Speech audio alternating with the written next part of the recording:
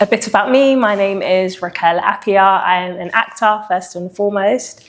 I'm a bit of a serial entrepreneur as well. I previously ran an African fashion online business. I set up a property company, which still runs till today. Very vanilla, just buy-to-lets, very simple. And I'm currently in the process of starting a talent agency for Black and diverse creatives to kind of get them more into film and TV. What makes me want to pursue a personal relationship with God? I don't know how I could do life without faith right now. The world is such a dark place. I genuinely don't know how people do it without God. For me, there is no other way to do life, you know. God is the source of my strength, joy, the hope, and the peace that we need in these really scary times. But what made me seek God in the first place, or initially, was just knowing that there was more to life than the life I'd been living outside of God, and that God had a purpose for me. And I knew that I needed him. I needed to be connected with him in order to kind of unlock and come into the manifestation of that purpose. So that was the initial kind of driving force or motivation for me to seek God initially. So my earliest memories of hearing from God, I think started in childhood because I grew up in the church. I went to church with my mom and my brothers. Church was all I ever knew. And I always had a kind of conviction and a strong love for God, even though I wasn't, I guess, kind of like being dragged to church as we hear in our generation. So I think, I do believe I knew God from young, and I can't, pick out specific moments because it started so early. For instance, I was told from the age of 1 I was speaking in tongues. Like, that's what, my mom tells me, and I can't tell you when I started speaking in tongues because it was that young. I don't know when it happened. Growing up, I got glimpses of almost what God had for me in the future from, I don't know, things that God would show me or just a feeling. So it's really hard to tell, but I would say that church in my early years was me following my mum to church. But when I finally kind of made the decision to pursue God for myself, I was in university. But for me, I didn't feel like a newbie coming in. I felt like I was finally doing it for myself. The first thing was changing my lifestyle, making a decision to come away from what I knew and obey his word, finally take those commandments for what they are. I remember picking up the phone, calling my friend, my best friend, my sister friend, and telling her that, like, I'm done, I'm out. There's more to life than this. I'm not getting anything out of the clubbing, the guys, the freedom. It's just, there's an emptiness and there's a vacuum that's not being filled. And so I'm out and I just want to seek God. And that meant going to church, reading my Bible, studying, surrounding myself with like-minded people. So it did mean, coming away from some friends for a while till I was, strong enough to, I guess, defend my faith and then help them, understand the journey and kind of open God to them as well. Because I'm really passionate I was really coming in, really passionate about my friends coming in and them not feeling like, I think I'm too good now. I was really conscious of that for some reason. Yeah, so seeking God was just, I had a lot of community. It really meant for me building a community of like-minded people, of friends. I remember holding Bible studies in my home on Friday evenings, and we weren't perfect. We came as we are. So that meant we would do Bible study and then we'd have drinks after. And then we'd go out after, But we came as we were, and God does the rest, which is what I always encourage people to do. But it's just crazy looking back. It was a very interesting time. I think I was in my final year of uni when I finally decided to follow God, wholeheartedly. Like I said, I'd always known God my entire life. But yeah, growing up in church, sometimes you don't have that foundation because you're spoken to, you're told, we don't have that direct access and relationship with God, which is why the foundations are solid and you come in and out. Because I even remember giving my life to Christ, responding to altar calls from at least age 12, But yeah, so that's why I struggle sometimes to articulate my journey, because I was always in, but not quite, I was in and out, essentially. I wasn't consistent until final year of university. Okay, so my final conviction came in my final year of university after I'd had a good taste of the world, right? Because I think my first taste of freedom was sixth form. Free periods, you can leave the school grounds as and when you like. And so I come from a very strict home. My mum was that mum that you do not mess with, right? So yeah, sixth form, I was, kind of bunking classes, going, to check the man them and all of that, going on links and all of that. And uni was just an extension of that, with even more freedom because I'm away from home and I'm just partying. And I just, after year 1, year 2, and a bit of year 3, I was just like, there was, because I've been in church my entire life, seeds had been sown, right? So I was never going to find what I was looking for there, never. And so I think the seeds that had been sown over the years, my mum's prayers, she's an absolute prayer warrior, the prayers of the church over me. But I was that much involved in church that I wasn't going to go anywhere. I was always going to come back, I guess. And I was that deep into it, right? And I'd seen enough as a child to know that God is real and God's hand is over my life. So yeah, by year 3, I've been in and out of relationships.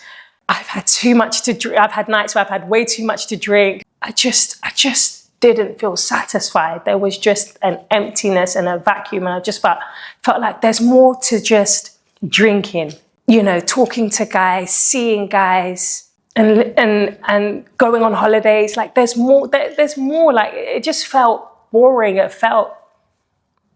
just wasn't satisfied. I said, there's more to it. There's more for me in this life. And I just remember, like, I don't want to do this anymore. I just want more. But I was always scared to take that plunge because I'm quite a free spirit. I'm like high energy and I just love to have fun. And I saw Christians as boring. And so that was what I think had kept me away. So even though I made that decision in my early 20s to, come back to Christ, I think I've kind of led a more unconventional journey as a Christian in terms of still trying to keep that spontaneous and fun energy going. And so not necessarily doing what is expected for me as a Christian woman. What would I say to somebody to encourage them to just take that leap and go for it? I remember attending a prayer meeting, right? And I was in that space of, do I go all in or? Because I'd seen people go all in. They're so, they go all the way and then it's not quite sustainable. And then they end up jumping back out and it gets even worse. I'd seen things like that. I'd seen people change and, lose their sort of sense of identity and their personality. And so, yeah, I really didn't want that. But what I heard in this prayer meeting, which I think would encourage anybody to just take that plunge, I saw or I heard God say that it's like you're in a pit, a dark pit. And the longer you decide to stay in the world, the deeper that pit goes. Whereas if you come out now, you jump out now, you won't go as far. You won't go as far down. It's easier to jump out now. And what I took away from that was like, give God the best years of your life, which is your young years. And I can testify that when you do that, God honors that. When you give him your best, he gives you his best. So what I've experienced as a result of jumping out of the world and attempting to give God my best years, as much as I can, our righteousness is like filthy rags. I've fallen many times along the way. It's only his mercy that can allow me to even, make this kind of claim. But from me giving me, giving God the best of my early years and jumping out as quickly as I could, I do believe that it has seriously benefited me, and that the life I live now looks completely different to what it would have been if I stayed. Tell us how Christian Creatives UK came about. I am a creative, but I haven't always worked as a creative. My background is actually in banking. Right, yeah, so I was in private banking. I studied marketing and finance at university. I come from a very strict Ghanaian household where you were either, going to be a lawyer or a doctor or a finance engineer, something, along those lines. So as much as I loved acting as a child, I was, did some off-West End productions while I was in secondary school, did it at A-levels, drama, all of that. My mum let me know that it's always going to be a hobby. So I ended up getting sucked into the whole university and then graduate job after university. And then it wasn't until 5 years ago I decided to go for it and go into acting, my first love. So coming into the industry, not knowing much, not having many connections and networks, and being very aware of the type of industry I'm coming into, and it being one that's quite dark, and not really made for people like me, not made for Christians, not made for mums, and just me feeling, I think, isolated, made me desire to have some sort of community that I could relate with within the space. So when I had my first conversation with my co-founder, Teniola Zara King, who was more established in her career as a writer-director, I asked her, is there anything for people like us Christians to encourage one another in this industry, this, TV and film and creative industries? And she was like, no, there isn't anything like that. I think she'd known of it back home in Nigeria, but she was like, there's nothing out here. And so I said to her, if you ever consider creating something like that, setting anything up like that, count me in, call me, let's make something happen. And a few weeks later, she reached out to me off the back of our first phone call and said, you know what, I think we should go for it. So I was like, yeah, let's do it.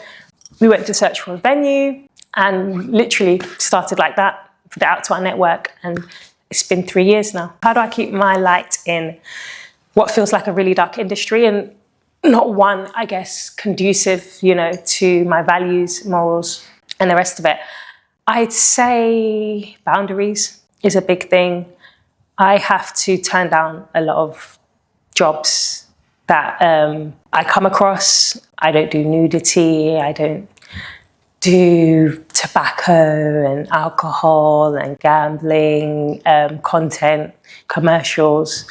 So it's really just understanding what I stand for, and then just, I guess, saying no to anything that doesn't look like or align with my values, anything that doesn't glorify Christ, I'd say. I'll be honest, it's something I've gotten better at, because the more I've grown in the industry and matured, the more I've come to be more bolder, more assertive, and just understand that it's not worth it. It's not worth, selling your soul, your peace, your joy, your love that is Christ for anything. It's you can't put a value to what we have in Christ, to our salvation. And so there's no opportunity worth, you compromising on Jesus. And yeah, that's something that gets easier over time, for sure.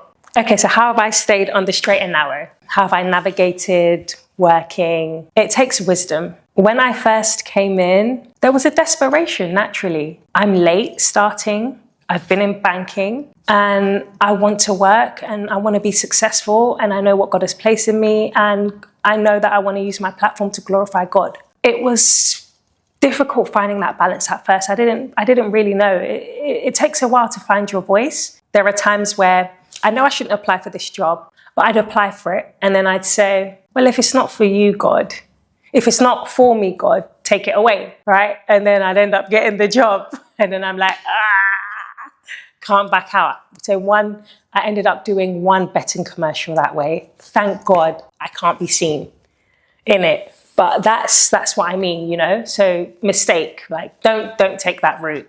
Raquel, that doesn't work. I know that, you know, I just shouldn't have applied in the first place, right? Sometimes I've tried to be very direct about it. So I've said from the onset, I cannot do this. I think that works. But I think also there's a wisdom that sometimes we need to apply as Christians in how we navigate certain conversations as to not cut ourselves off from other opportunities. So I think that there's ways that you can tackle things with prayer and with wisdom, that you don't have to outright say, this is not what I want to do and this does not align with my values, without having to do it. And then some you would just make mistakes, you know, and it's part of the journey. I think earlier on in my career, I was clear about not wanting to do certain things. I'm now on set and the pressure is on. And I've made the point that this is not what I want to do. This is not what I want to do. And the director has said, we're not going to do that. But can we do this? Can we do like other way around it? And then in the end, you're like, the final footage, this isn't me. This isn't my brand. This is not what I stand for. And so it was just a matter of, I just need to be bolder. I need to be more confident. I need to be more assertive. So like I said, you will grow into it and you know your boundaries. And so that's why I think at times I've just, you know, from those experiences, just like a straight no. I haven't yet been able to, I've heard of Christians say, you know, when they're offered something, they won't outright say, oh, I can't do it, but then they don't do it and then they get something else. That hasn't quite worked for me as an actor yet. So for me at the moment, it's just a straight no, to not get myself in any sticky situation. I've had to sacrifice a lot as a Christian, but what has made it worth it? I generally think the blessings and the riches are just the cherry on top and the icing on the cake. It's a part of it, but what I really, really cherish is the hope, the joy, the peace, the security. You can't place a monetary value on being sure of who you are, sure of whose you are, sure of where you're going, sure of your future, despite the madness going on around us. The intangibles, it's all the intangibles. You know, when you speak to people, they have everything, but they don't have that light. And they have worry and they have anxiety and they have fear and they're gripped and crippled. It's a real thing. Yes, there is a lot of sacrifice, but you can never outgive God. You can never outgive God. Whatever you give God, He gives it back to you 100-fold. And I'm really reluctant to go down that route because I don't like prosperity gospel, but it's just something that his nature is that way. His nature is such. His nature is that way. And it may not always amount to monetary reward, but whatever that reward looks like will be the best reward for you and your situation and your circumstance, because He knows what's best for us. He knows us. He's our creator, you know? So yeah, you can't outgive God. The best is in Him. That is what has enabled me to pivot as many times as I have, is that confidence that if God has called me to something, I'm going to do it. I'm going to do it well. And His hand is going to be on it and it will be glorious and all the glory will go to Him. But I really do try to live a life understanding that the best is in Him and He wants the best for us. And if we align ourselves with His plans for our lives and our purpose for our lives, there's absolutely nothing He will withhold from us. It doesn't matter how long it takes. And often our timings are not a reflection of what He's doing. I'm still in a waiting season. I'm waiting on so many things that God has shown me, that I'm heavily convicted about. But I've come to realize that His timings are the best, and to just enjoy the season that you're in, because your waiting season is the groundwork you do to move into the next season, and you can't skip that. And when it is skipped, when we come out of alignment, when we decide to do things in our own might, power, it doesn't last, and it's just not worth the delay and all the extra baggage we bring on ourselves. And this is a question I really enjoy hearing people's take on, but how would you describe God's love? Ooh, how would I describe God's love? As you can see, it's something that makes me very happy because I feel very blessed to be a recipient of God's love. God's love is unconditional and it's endless, unending. And the scripture that comes to mind for me is, what can separate us from the love of Christ? Absolutely nothing. So God's love to me means come in your mess, your guilt, your shame, your dirt, everything. And he loves you regardless. He's taken in you regardless. His arms are open. He just wants you. And he will do the work. He will do the rest. Don't worry about where you are and what you've done and what's to come. He will work it all out. But that's what God's love means to me. It's that all things will work out for good for those that love God and are called according to his purpose. So we just need to respond to that love. That's all that is required. Like, just receive the love. God's love to me means it's done. Let him do the job. Let him do the work, right? Just receive it. Like, that's his love. Like, there's no work. There's no work. Let him do his thing. Let him be God. And just see what he can do for you. Okay, so if you want to find me, I'm on Instagram, raquel.apia. And yeah, that's it. Amazing. Thank you so much.